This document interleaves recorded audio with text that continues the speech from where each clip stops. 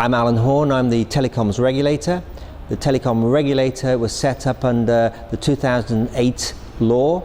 I'm the second appointee.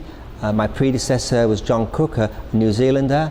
I'm from the United Kingdom. I spent my career in telecommunications and ICT. My last post was as regulator in Bahrain, and before that establishing the regulator in Lebanon. But I've been involved in the liberalisation of markets and the rollout of telecommunications and ICT systems and services for many years. And I'm very fortunate now to be here in Vanuatu with a strong Vanuatu team within the regulator to support government now establish a competitive environment not only for telecommunications but for ICT, and achieve a positive impact for the GDP, for the economy, for the employment and for the very social fabric of Vanuatu through the use and application of telecommunications and ICT.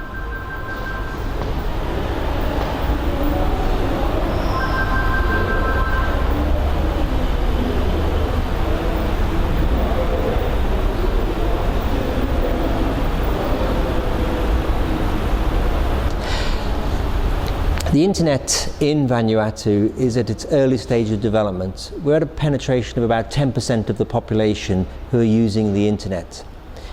However, in the mobile sector, with liberalisation, we're now up to 70% of the population who use mobile services. And the government now wishes to set in place policies, objectives, actions which will mean that we achieve ICT for all and access to the internet for all by 2015. We've developed a policy with a multi-stakeholder group of people from health, education, the private sector, in developing a national ICT services policy. This we aim to go before the Council of Ministers in April and become policy in May. There'll be a permanent ICT committee which will then develop strategic actions and embrace all sectors of the community in taking actions to roll out the internet and develop applications in health, in education, in the private sector, in the social side, in tourism. We have a Universal Access Fund, funds which have been put in by donors such as AusAid. We're going to use this fund to help to fund the infrastructure into villages, telecentres throughout the country. All of this will mean that we can better achieve internet for all, for both social purposes, for employment purposes, for economic purposes. One critical area that we're also debating is the use of the fund and the scope of the fund. So we've expanded that scope in the UAP policy, which will also go to the Council of Ministers, to include not only high-speed internet but also international connectivity through submarine cables.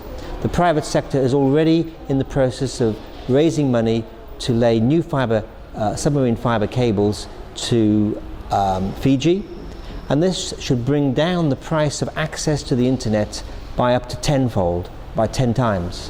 And that will make internet far more affordable in Vanuatu. So there's a number of key actions being put into place by one set of policies, one roadmap, coordinated by one ICT committee. And I'm very confident that by 2015 we should achieve the government's policy of ICT for all.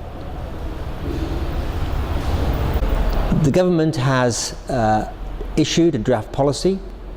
It's very keen to get the public, all sectors, to comment on this policy, and we've held a conference today, a public hearing here at the University of South Pacific, where we've had representatives from the banking sector, from the government, from the telecommunication sector, from the tourist sector. Each is saying, how is the internet going to assist them, assist the commercial sector? So we're looking for everybody to now submit their comments on the draft policies by March the 14th for the UAP policy and March the 21st for the national ICT policy. We'll take these comments, we'll update the policies, submit them to the committee chaired by the DG for the Ministry for Infrastructure and Public Utilities. Once he's passed that committee's passed that, these policies will go to the Council of Ministers and then hopefully be passed by the Council of Ministers in May. Then we can set about implementing these to achieve ICT for all.